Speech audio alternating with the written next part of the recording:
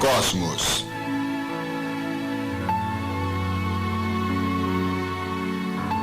De Carl Sagan. Uma viagem pessoal. Distribuição Sinapse. A harmonia dos mundos.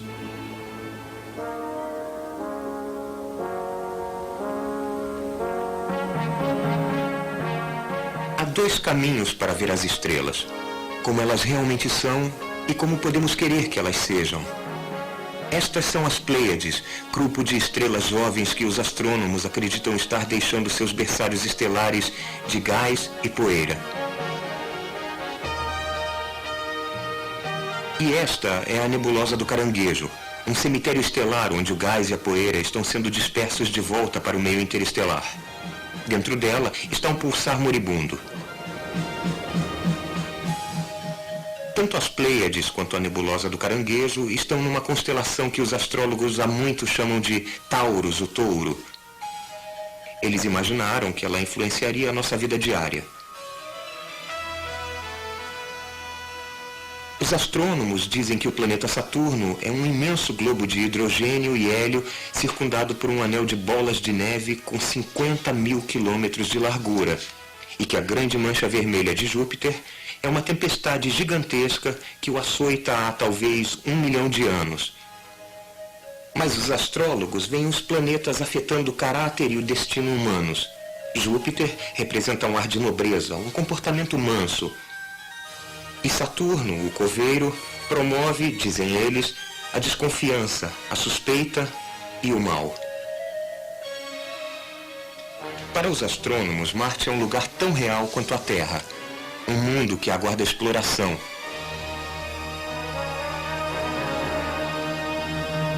Mas os astrólogos veem Marte como um guerreiro, um instigador de discórdias, violência e destruição.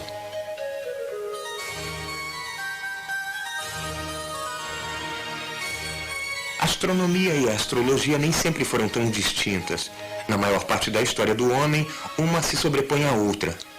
Mas chegou uma época em que a astronomia escapou do confinamento da astrologia. As duas tradições começaram a divergir na vida e na mente de Johannes Kepler. Foi ele quem desmistificou o céu ao descobrir que há uma força física por trás do movimento dos planetas. Ele foi o primeiro astrofísico e o último astrólogo científico. As bases intelectuais da astrologia foram varridas há 300 anos e, mesmo assim, a astrologia ainda é levada a sério por um grande número de pessoas. Você já reparou como é fácil achar uma revista sobre astrologia? Virtualmente todo jornal dos Estados Unidos tem uma coluna diária de astrologia, e quase nenhum deles tem sequer uma coluna mensal de astronomia. As pessoas usam pingentes de signos, verificam o horóscopo antes de sair de casa. E até nossa linguagem preserva uma consciência astrológica. Por exemplo, pegue a palavra desastre.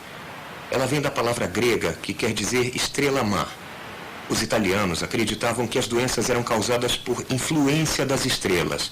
É a origem da palavra influenza, gripe em inglês. Os signos zodiacais usados pelos astrólogos até ornamentam esta estátua de Prometeu na cidade de Nova York. Prometeu, que roubou o fogo dos deuses.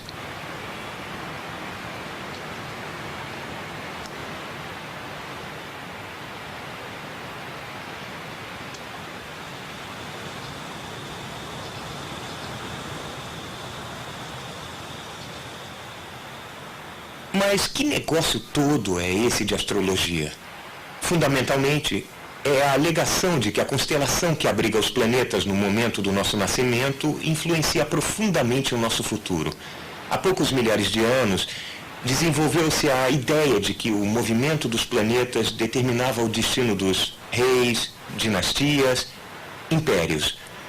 Os astrólogos estudavam os movimentos dos planetas e perguntavam-se o que tinha acontecido na última vez em que, digamos, Vênus estava surgindo na constelação de Capricórnio. Talvez alguma coisa similar também ocorresse dessa vez. Era um negócio sutil e arriscado. Os astrólogos eram empregados apenas pelo Estado. Em muitos países, tornava-se uma ofensa capital alguém que não o astrólogo oficial ler os presságios dos céus. Por quê? Porque um bom meio de derrubar um regime era predizer sua queda. Os astrólogos da corte chinesa que fizeram predições imprecisas foram executados. Outros simplesmente remendaram os registros para que depois estivessem em perfeita conformidade com os fatos. A astrologia desenvolveu-se para uma disciplina estranha, uma mistura de observações cuidadosas, matemática e manutenção de registros com um pensamento indistinto e uma fraude devotada. Porém, a astrologia sobreviveu e vicejou. Por quê? Porque ela parece dar um significado cósmico à rotina de nossas vidas diárias. Ela alega satisfazer nosso desejo de nos sentirmos pessoalmente ligados ao universo. A astrologia sugere um fatalismo perigoso. Se nossas vidas são controladas por um conjunto de sinais de trânsito no céu, por que tentar mudar alguma coisa?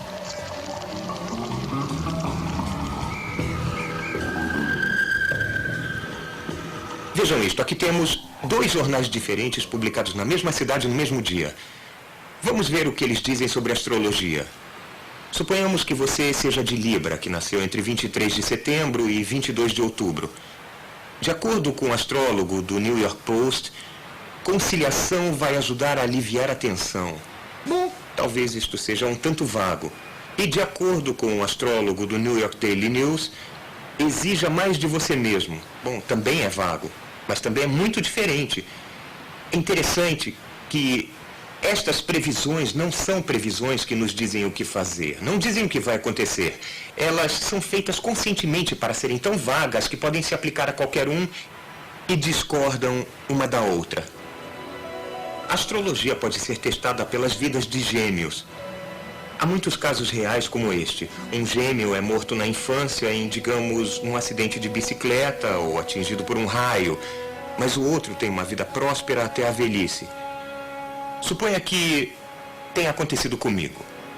O meu irmão gêmeo e eu nascemos exatamente no mesmo lugar, com diferença de minutos um do outro. Exatamente os mesmos planetas estariam exercendo influência em nossos nascimentos. Se a astrologia fosse válida, como podemos ter destinos tão profundamente diferentes? Acontece que os astrólogos não conseguem nem concordar entre si sobre o significado das configurações astrológicas. Em testes meticulosos, eles são incapazes de predizer o caráter e o futuro de pessoas de quem eles sabem somente a hora e o local de nascimento. E também, como isso poderia dar certo? Como o nascer de Marte, no momento do meu nascimento, pode me afetar naquela hora e agora? Eu nasci em um quarto fechado. A luz de Marte não podia entrar. A única influência de Marte que poderia me afetar seria sua gravidade. Mas a influência gravitacional do obstetra era muito maior do que a influência gravitacional de Marte. Marte é muitíssimo maior, mas o obstetra estava muito mais perto.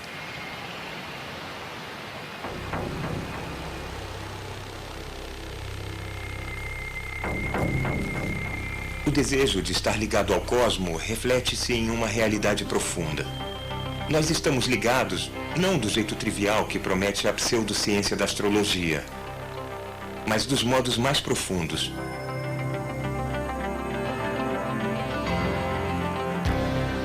Nosso pequeno planeta está sob a influência de uma estrela. O Sol nos aquece, dirige o clima, sustenta todas as coisas vivas. Há 4 bilhões de anos, ele produziu a vida na Terra. Mas o nosso Sol é apenas uma de 1 bilhão de trilhões de estrelas dentro do universo observável. E todos esses incontáveis sóis obedecem a leis naturais, algumas das quais já são nossas conhecidas. Como nós descobrimos que tais leis existem? Se vivêssemos em um planeta onde nada nunca mudasse, não haveria nada o que fazer, não haveria nada a descobrir. Não haveria ímpeto para a ciência. E se vivêssemos em um mundo imprevisível, onde as coisas mudassem aleatoriamente ou de modos muito complexos, não seríamos capazes de entender as coisas. E, de novo, não haveria essa coisa da ciência. Mas nós vivemos em um universo no meio, onde as coisas mudam, tudo bem, mas de acordo com os padrões, regras, ou, como chamamos, leis da natureza. Se eu jogar um graveto no ar, ele sempre vai cair. Se o sol se põe no oeste, ele sempre nasce de novo na manhã seguinte, no leste. E assim é possível entender as coisas. Podemos fazer ciência e com ela podemos melhorar a nossa vida. Os seres humanos são bons em entender o mundo e sempre fomos.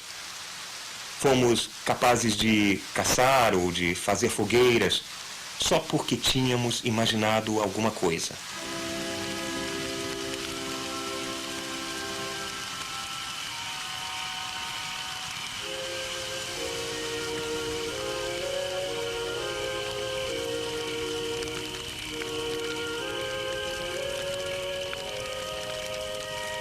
Existia uma época, antes da televisão, antes do cinema, antes do rádio e dos livros. A maior parte da existência humana foi passada nessa época. E então, com as últimas brasas da fogueira, em uma noite sem lua, nós olhamos as estrelas.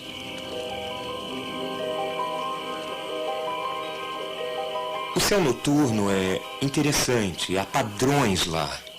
Se olharmos com atenção, poderemos ver imagens. Uma das constelações mais fáceis de reconhecer está no céu do norte. Na América do Norte, ela se chama Big Dipper, a Grande Concha. Os franceses têm uma ideia similar, eles a chamam de La Casserole, a caçarola.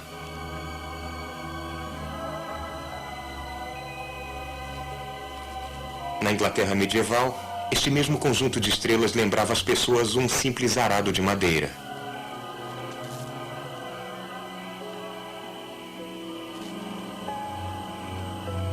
Os chineses antigos tinham uma noção mais sofisticada. Para eles, essas estrelas levavam o burocrata celestial em sua ronda ao polo do céu, sentado em nuvens e acompanhado por seus discípulos eternamente ansiosos. As pessoas do norte da Europa imaginaram ainda um outro padrão. Para eles, era a carroça de Charles, ou carroção, uma carreta medieval. Mas outras culturas viram essas 7 estrelas como parte de uma imagem maior. Foi o topo de um grande urso, a ursa maior, que os antigos gregos e os americanos nativos viram em vez do cabo de uma concha. Mas com certeza a interpretação mais criativa deste grande grupo de estrelas foi a dos antigos egípcios. Eles viram uma curiosa procissão de um touro e um homem reclinado, seguidos por um hipopótamo perambulante com um crocodilo nas costas. Que maravilhosa diversidade nas imagens várias culturas viram nesta constelação em particular. Mas o mesmo é verdadeiro para todas as outras constelações. Algumas pessoas acham que essas coisas estão realmente no céu noturno, mas nós mesmos é que botamos essas imagens lá.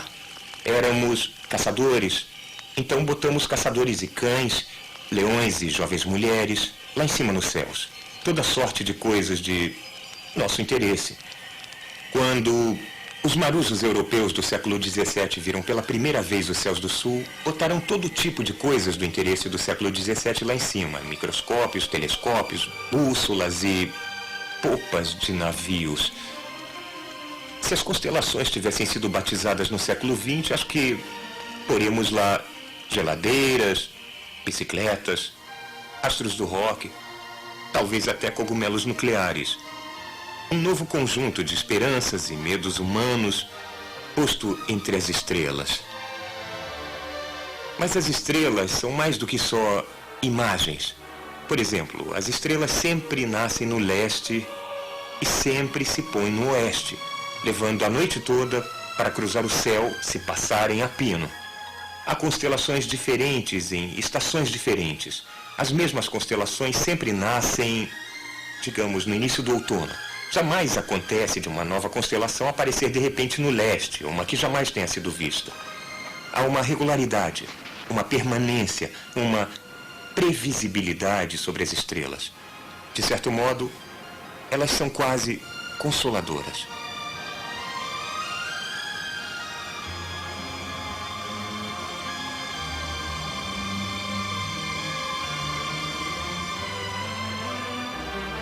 volta do Sol após um eclipse total.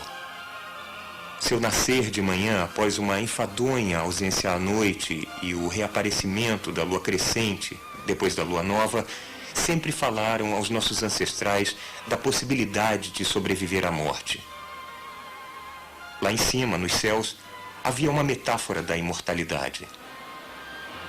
Quase 1000 anos depois, no sudoeste norte-americano, o povo Anasazi construiu um templo de pedras, um observatório astronômico para marcar o dia mais longo do ano. O amanhecer desse dia deve ter sido uma ocasião alegre, uma celebração da generosidade do sol.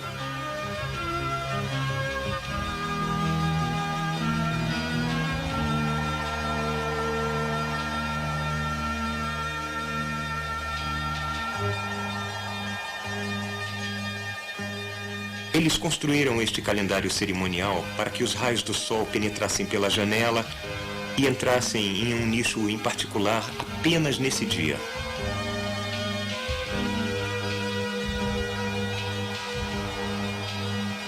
Esse tipo de precisão é um triunfo da inteligência humana.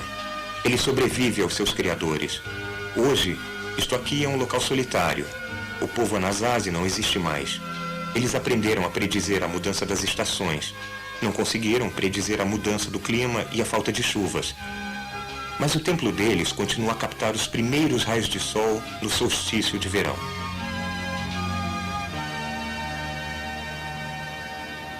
Eu imagino que o povo Anasazi se reunia nesses bancos todo dia 21 de junho vestido com penas e turquesa para celebrar o poder do sol.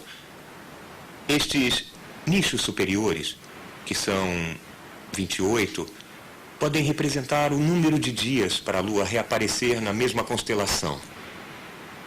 Essas pessoas prestavam muita atenção ao Sol e à Lua e às estrelas. E dispositivos baseados em desenhos de certa forma similares são encontrados em Angkor Wat, no Camboja, em Stonehenge, na Inglaterra, em Abu Simbel, no Egito, em Chichén Itzá, no México e nas grandes planícies da América do Norte. Bom, por que as pessoas no mundo inteiro teriam tanto trabalho para aprender astronomia? Era literalmente uma questão de vida e morte ser capaz de predizer as estações. Nós caçávamos antílopes ou búfalos, cujas migrações iam e voltavam com as estações.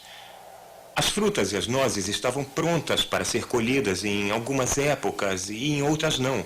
Quando inventamos a agricultura, tínhamos que cuidar das sementes, semear o solo e colher as safras na estação certa. Encontros anuais de povos nômades que vinham de longe eram marcados em épocas recomendadas. Bom, alguns dispositivos alegados para fins de calendário podiam ser devidos ao acaso, por exemplo, o alinhamento acidental de uma janela e um nicho, mas há outros dispositivos maravilhosamente diferentes.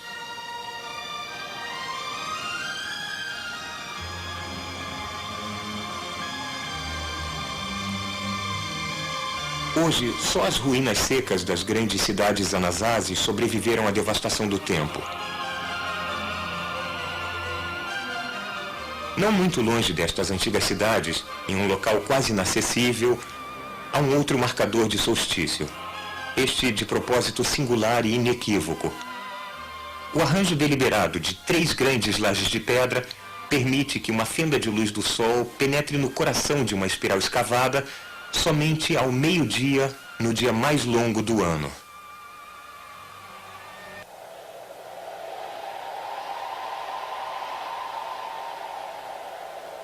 O vento açoita os canyons aqui no sudoeste norte-americano e ninguém ouve, além de nós. Um lembrete das 40.000 gerações de homens e mulheres que nos precederam, sobre quem não sabemos quase nada, sobre quem a nossa sociedade está baseada.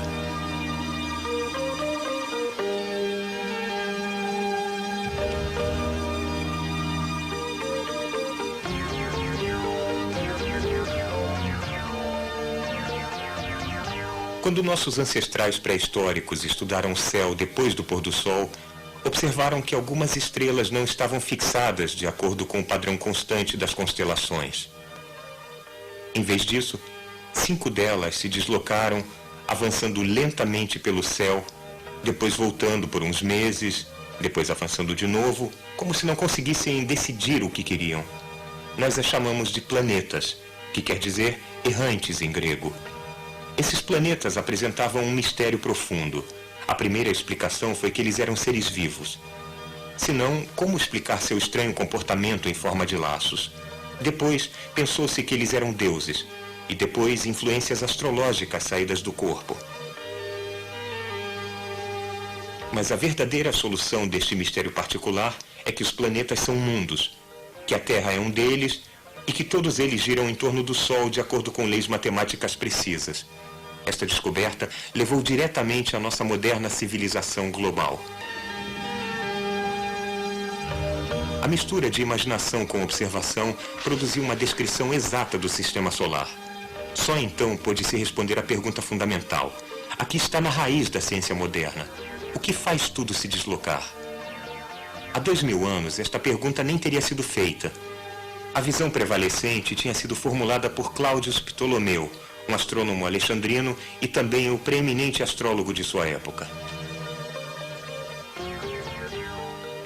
Ptolomeu acreditava que a Terra era o centro do universo, que o Sol, a Lua e os planetas, como Marte, giravam à volta da Terra.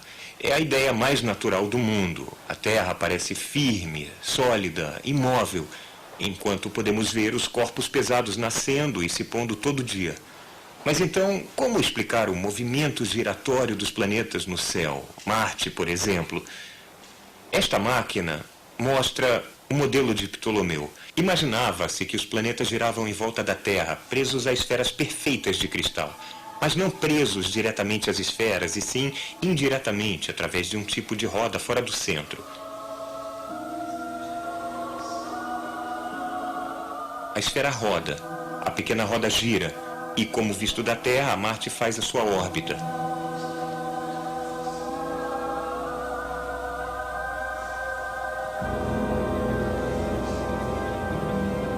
Este modelo permitiu predições razoavelmente acuradas do movimento planetário, onde um planeta estaria em determinado dia, por exemplo.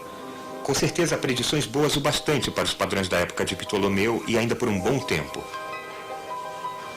Apoiado pela Igreja na Idade das Trevas, o modelo de Ptolomeu evitou efetivamente o avanço da astronomia por 1500 anos. Finalmente, em 1543, uma explicação muito diferente do aparente movimento dos planetas foi publicada por um clérigo polonês chamado Nicolau Copérnico. Seu aspecto mais ousado era a proposta de que o Sol, e não a Terra, era o centro do universo. A Terra foi rebaixada a apenas um dos planetas. O retrocesso, ou movimento circular, acontece quando a Terra ultrapassa Marte em sua órbita. Dá para ver isso do ponto de vista da Terra. Marte agora está indo ligeiramente para trás e não está indo em sua direção original.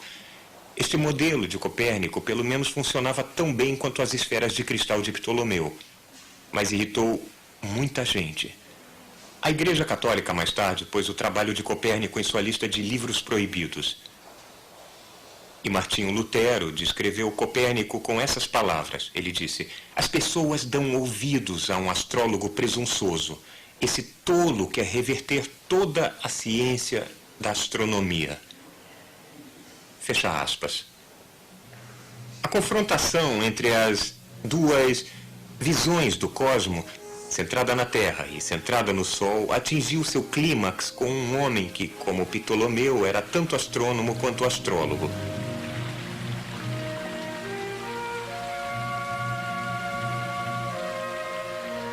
Ele viveu numa época em que o espírito humano estava restrito e a mente acorrentada. Quando imaginava-se que havia anjos e demônios e esferas de cristal lá em cima no céu. Ainda faltava à ciência a menor noção das leis físicas que sustentam a natureza. Mas a luta corajosa e solitária desse homem era prover a centelha que acendeu a revolução científica moderna. Johannes Kepler nasceu na Alemanha em 1571. Ele foi mandado para a escola seminarística protestante na cidade provinciana de Maulbronn para ser educado pelos clérigos. Era uma vida rigorosa e disciplinada. Levantar antes do amanhecer para começar um longo dia de orações e estudos.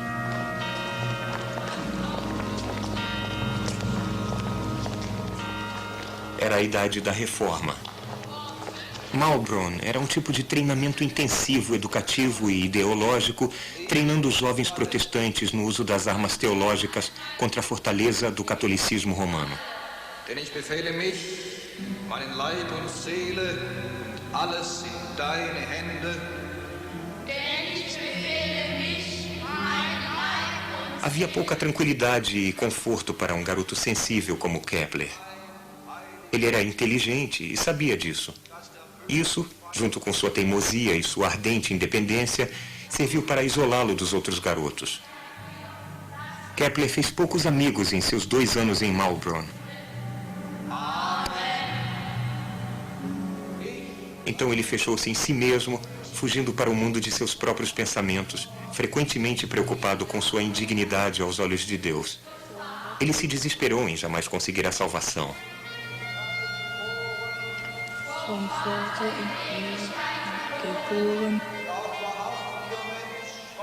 Mas Deus, para ele, era mais do que punição.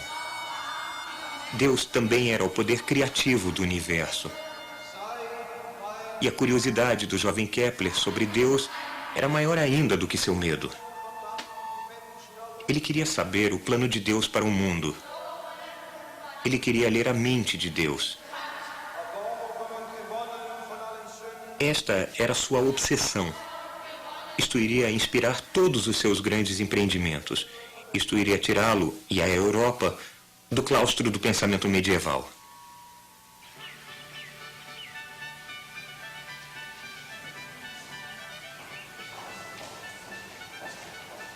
Em lugares como Maulbronn, os fracos ecos do gênio da antiguidade ainda reverberavam.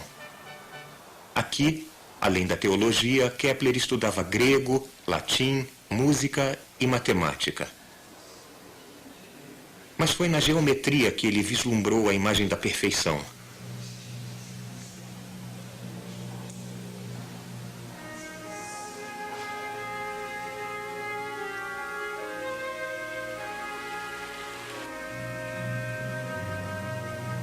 Mais tarde ele escreveria: a geometria existia antes da criação. Ela é coeterna com a mente de Deus. A geometria deu a Deus um modelo para a criação. A geometria é o próprio Deus.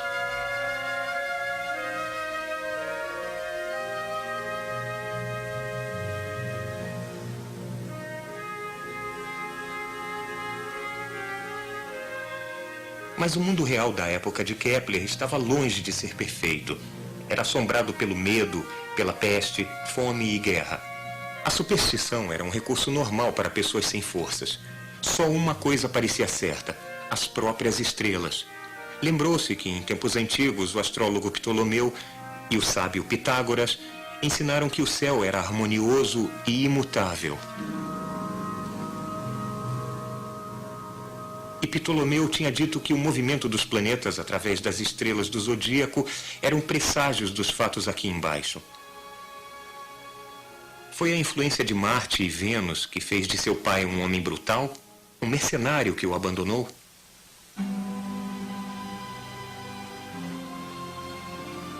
Será que uma conjunção infeliz de planetas em um signo adverso fez de sua mãe uma mulher perversa e briguenta?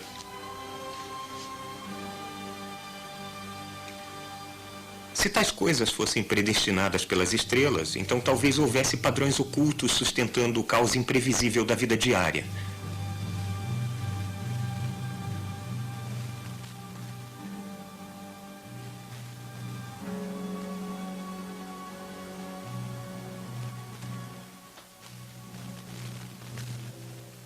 Padrões tão constantes quanto as estrelas.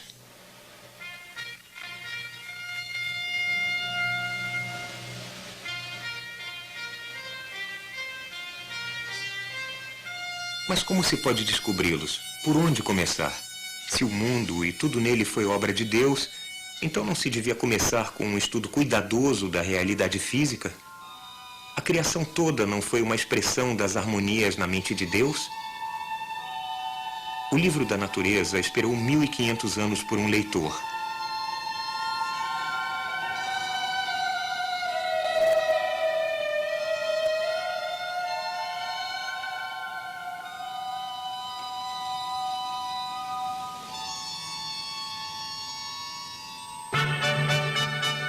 Em 1589, Kepler deixou Maulbronn para continuar seus estudos na grande Universidade de Tübingen. Foi uma liberação encontrar-se entre as correntes intelectuais mais vitais da época. Um de seus professores revelou a ele as ideias revolucionárias de Copérnico. Kepler apreciou essa comunidade urbana erudita. Aqui, o seu gênio era finalmente reconhecido.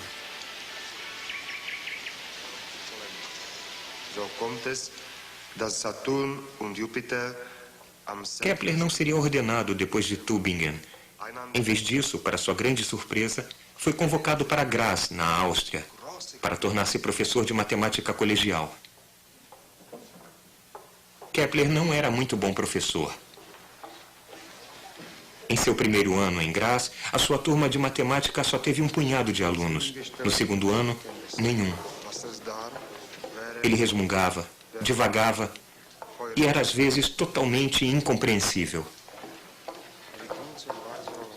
Ele era distraído por um clamor incessante de especulações e associações que passavam por sua cabeça.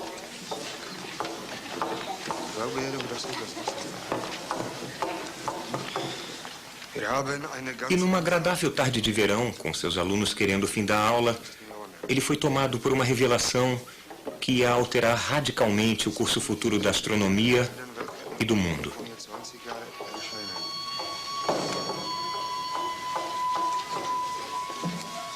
Havia apenas 6 planetas conhecidos em seu tempo: Mercúrio, Vênus, Terra, Marte, Júpiter e Saturno. Por um tempo, Kepler ficou pensando: por que só 6 planetas? Por que não 20 planetas ou 100? E por que esse espaçamento em particular entre suas órbitas? Ninguém jamais havia feito tais perguntas antes. Durante uma aula de astrologia, Kepler inscreveu dentro do círculo do zodíaco um triângulo com 3 lados iguais. Ele então notou, quase que por acaso, que um círculo menor inscrito dentro do triângulo tinha a mesma ligação com um outro círculo do que a órbita de Júpiter com a órbita de Saturno. Pode uma geometria similar relacionar as órbitas de outros planetas? Kepler lembrou dos sólidos perfeitos de Pitágoras. De todas as formas tridimensionais possíveis, havia 5, e apenas 5, cujos lados eram polígonos regulares. Ele acreditava que os 2 números estavam ligados, que a razão de haver apenas 6 planetas era que havia apenas 5 sólidos regulares.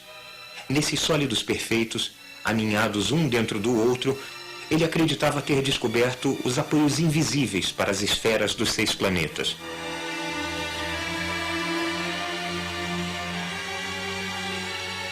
E esta ligação entre geometria e astronomia podia, pensou ele, admitir uma única explicação: a mão de Deus matemático.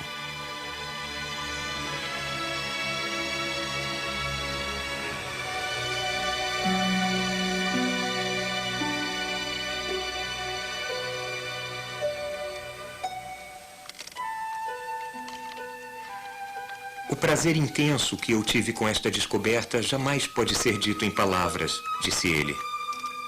Agora eu não fico mais abatido no trabalho. Passei dias e noites em trabalhos matemáticos até conseguir ver se a minha hipótese concordaria com as órbitas de Copérnico ou se minha alegria iria sumir em pleno ar.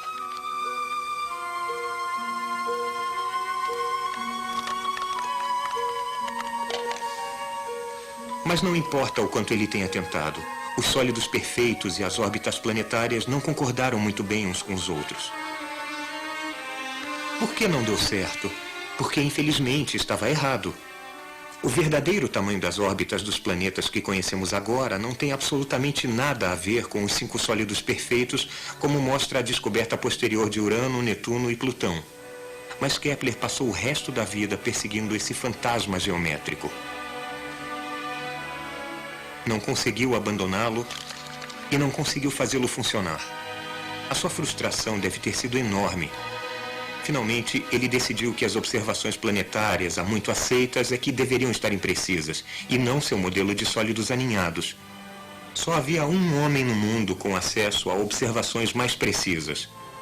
Esse homem era Tycho Brahe, que por acaso tinha escrito recentemente a Kepler para que fosse trabalhar com ele.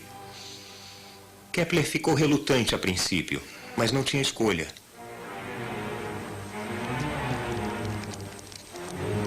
Em 1598, uma onda de opressão envolveu Graz. Ela foi encabeçada pelo arquiduque local, que jurou restaurar a fé católica na província e, em suas próprias palavras, preferia fazer do país um deserto a governar hereges.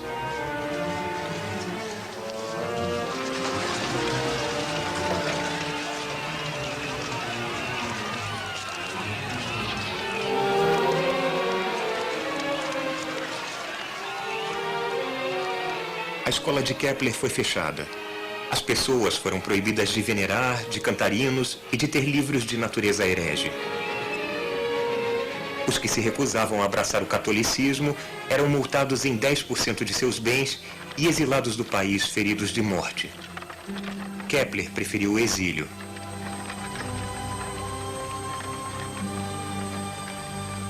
Hipocrisia eu nunca aprendi. Eu falo sério sobre fé. Não brinco com isso.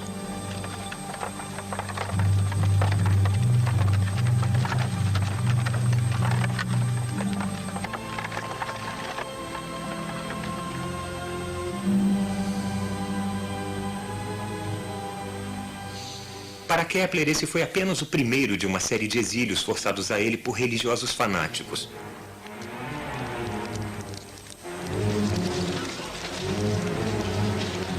Agora ele resolveu aceitar o convite aberto de Tycho Brahe. Brahe, um rico nobre dinamarquês, vivia em grande esplendor e recentemente tinha sido designado matemático imperial em Praga. Kepler deixou Graz com a esposa e a enteada e partiu para a difícil jornada. A esposa de Kepler não era uma mulher feliz. Ela era cronicamente doente e tinha perdido 2 crianças. O próprio casamento não era um conforto. Ela não entendia o trabalho do marido e via sua profissão com desprezo.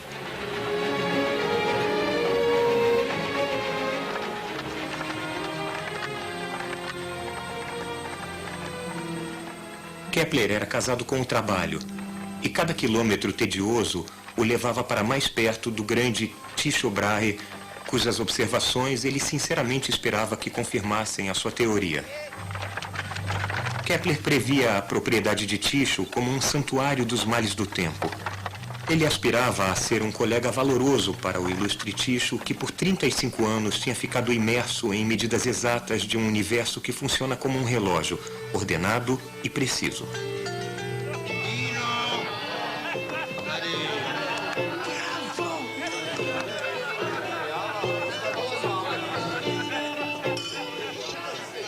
Mas a corte de Tycho não era nada do que Kepler esperava.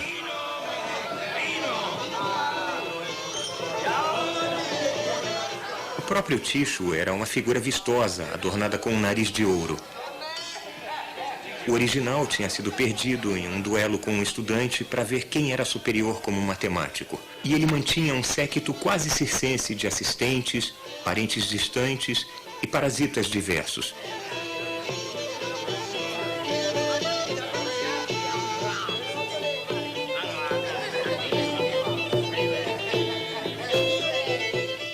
Kepler não gostava das festanças intermináveis.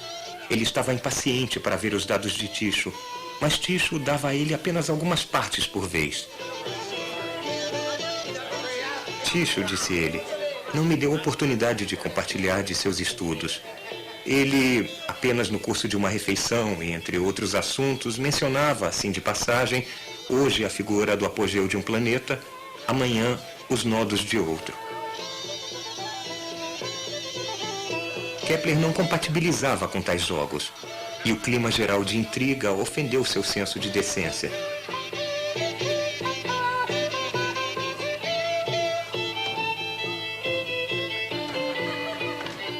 A zombaria cruel de todos para com o respeitoso e erudito Kepler o deprimiu e o entristeceu.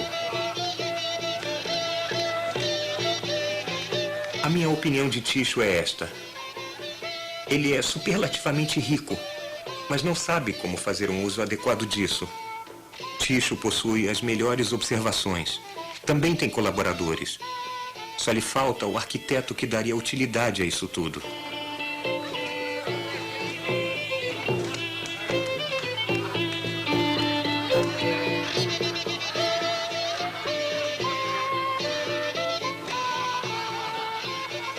Tycho foi incapaz de transformar as suas observações em uma teoria do sistema solar coerente.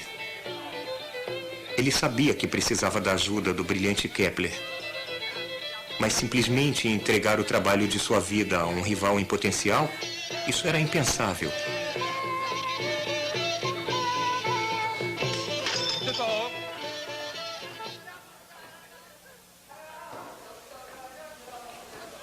Tycho era o maior gênio observador da época e Kepler o maior teórico. Cada um sozinho não conseguiria atingir a síntese que os dois sentiam ser agora possível.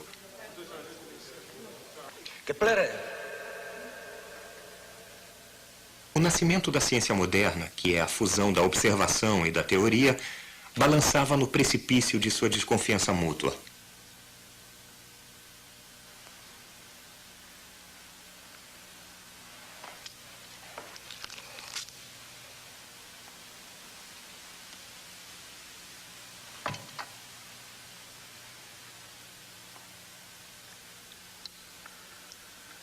Os dois brigavam repetidamente e reconciliavam-se, até que alguns meses depois, Tycho morreu por sua habitual superindulgência com a comida e com o vinho.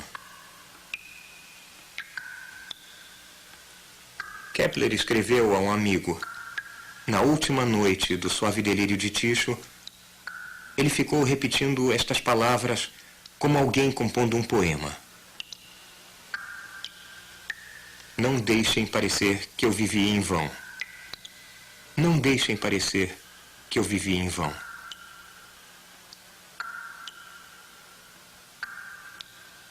E não viveu. Finalmente, depois da morte de Tycho, Kepler deu um jeito de extrair de sua relutante e enlutada família as observações do aparente movimento de Marte através das constelações obtidas em um período de muitos anos.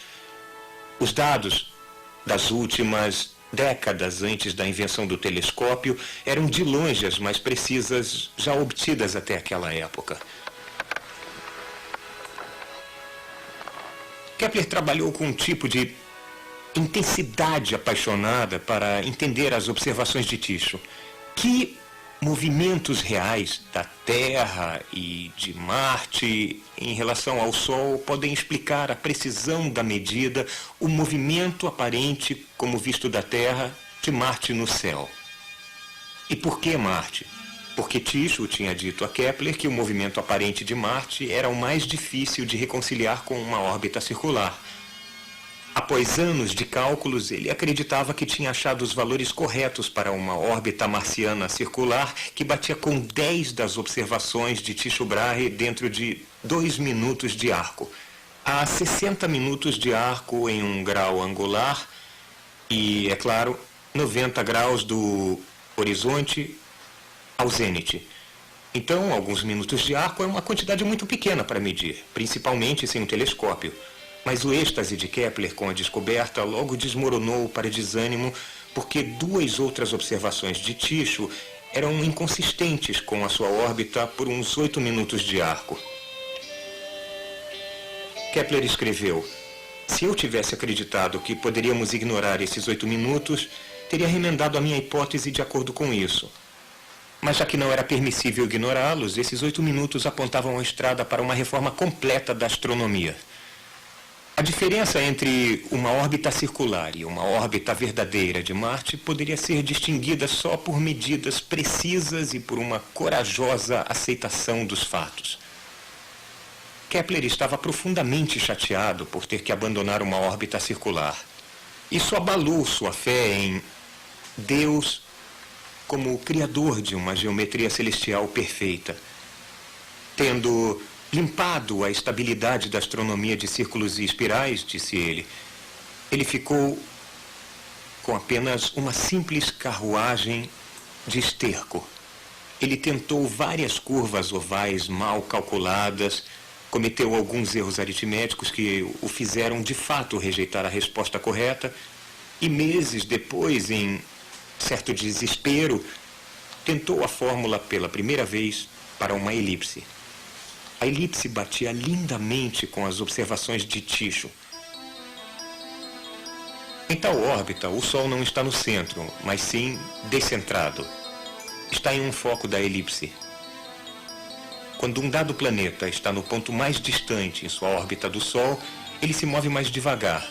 Ao se aproximar do ponto próximo, ele acelera. É por tal movimento que nós descrevemos os planetas como sempre caindo em direção ao Sol, mas nunca o atingindo. A primeira lei de Kepler do movimento planetário é simples assim. Um planeta se move em elipse com o Sol em um foco. Enquanto o planeta se move ao longo de sua órbita, ele cobre, em um dado período de tempo, uma área imaginária em forma de cunha. Quando o planeta está longe do Sol, a área é comprida e fina. Quando o planeta está próximo do Sol, a área é curta e atarracada. Embora as formas dessas cunhas fossem diferentes, Kepler descobriu que suas áreas são exatamente as mesmas. Isto permitiu uma descrição matemática precisa de como um planeta muda sua velocidade em relação à sua distância do Sol. Agora, pela primeira vez, os astrônomos podiam predizer exatamente onde um planeta estaria de acordo com uma lei simples e invariável. A segunda lei de Kepler é esta: um planeta cobre áreas iguais em tempos iguais. As duas primeiras leis do movimento planetário podem ser um tanto remotas e abstratas, mas tudo bem, os planetas se movem em elipses e cobrem áreas iguais em tempos iguais, mas e daí? Não é fácil compreender o movimento circular. Nós temos uma tendência a rejeitar isso, a dizer que é puro trabalho matemático mal feito, ou uma coisa removida da vida diária. Mas é a essas leis que o nosso próprio planeta obedece, enquanto nós, colados pela gravidade à superfície da Terra, nos lançamos ao espaço. Nós nos movemos de acordo com as leis da natureza, que Kepler tinha descoberto. Quando mandamos espaçonaves aos planetas, quando observamos estrelas duplas, quando examinamos o movimento de galáxias distantes, nós descobrimos que em todo o universo as leis de Kepler são obedecidas. Muitos anos depois, Kepler apresentou a sua terceira e última lei do movimento planetário, uma lei que relaciona o movimento dos vários planetas a cada um e que põe corretamente em ordem o mecanismo do sistema solar. Ele descobriu um relacionamento matemático simples entre o tamanho da órbita de um planeta e a velocidade média na qual ele viaja em torno do Sol. Isto confirmou a sua antiga crença de que deve haver uma força no Sol que move os planetas. Uma força mais forte para os planetas internos, mais rápidos, e mais fraca para os outros planetas externos, mais lentos. Isaac Newton mais tarde identificou essa força como gravidade, respondendo finalmente à pergunta fundamental: o que faz os planetas se deslocarem? A terceira lei, ou lei harmônica de Kepler, diz que os quadrados dos períodos dos planetas, o tempo para eles completarem uma órbita, são proporcionais aos cubos, a terceira potência de suas distâncias médias do Sol. Então, quanto mais longe um planeta está do Sol, mais lentamente ele se move, mas de acordo com uma precisa lei matemática. Kepler foi a primeira pessoa na história da espécie humana a entender correta e quantitativamente como os planetas se movem, como o sistema solar funciona.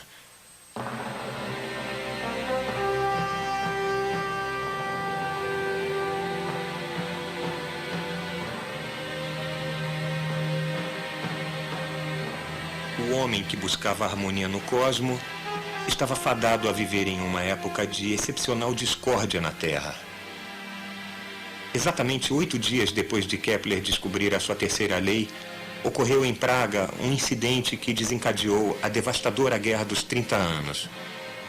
As convulsões da guerra estilhaçaram as vidas de milhões de pessoas. Kepler perdeu a esposa e o filho pequeno para uma epidemia espalhada pelos soldados. O seu protetor real fora deposto e ele foi excomungado da Igreja Luterana por sua independência intransigente em questões de crença. Ele era um refugiado de novo. O conflito, retratado pelos dois lados como uma guerra santa, era mais uma exploração do fanatismo religioso pelos que tinham fome de terra e poder.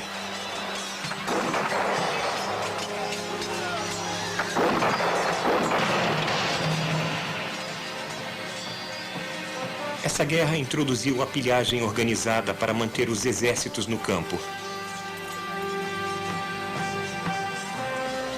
A população brutalizada da Europa ficou indefesa quando as lâminas de seus arados e suas podadeiras foram literalmente batidas para virarem espadas e lanças.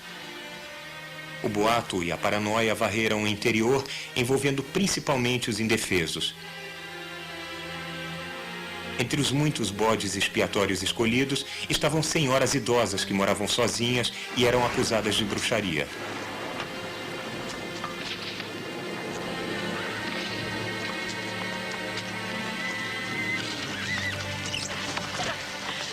A mãe de Kepler foi levada no meio da noite em um baú de roupas sujas. Kepler levou 6 anos de esforços incessantes para salvar a vida de sua mãe. Na pequena cidade natal de Kepler, cerca de 3 mulheres eram presas, torturadas e mortas como bruxas todos os anos, entre 1615 e 1629. E Catarina Kepler era uma velha rabugenta. Ela se engajou em disputas que irritaram a nobreza local e vendia drogas. O pobre Kepler achou que ele próprio tinha contribuído inadvertidamente para a prisão da mãe. Isso surgiu porque ele tinha escrito um dos primeiros trabalhos de ficção científica. A intenção era explicar e popularizar a ciência. E o trabalho se chamava Somnium, o sonho.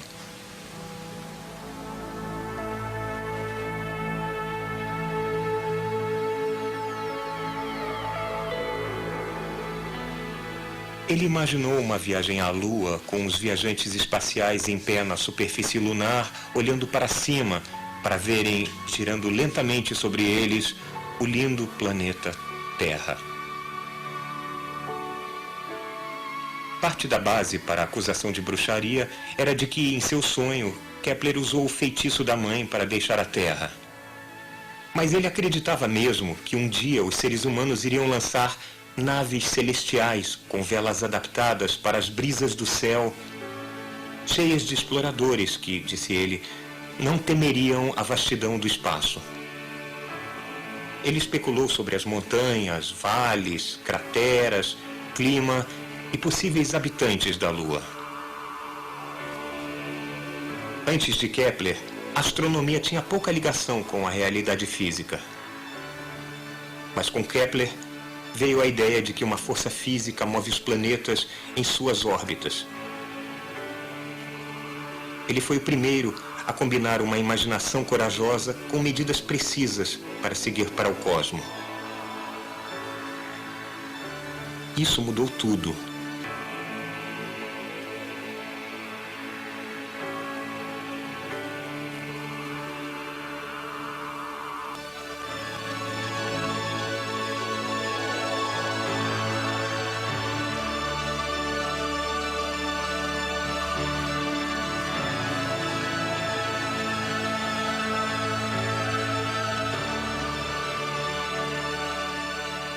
Essa fusão de fatos com sonhos abriu o caminho para as estrelas.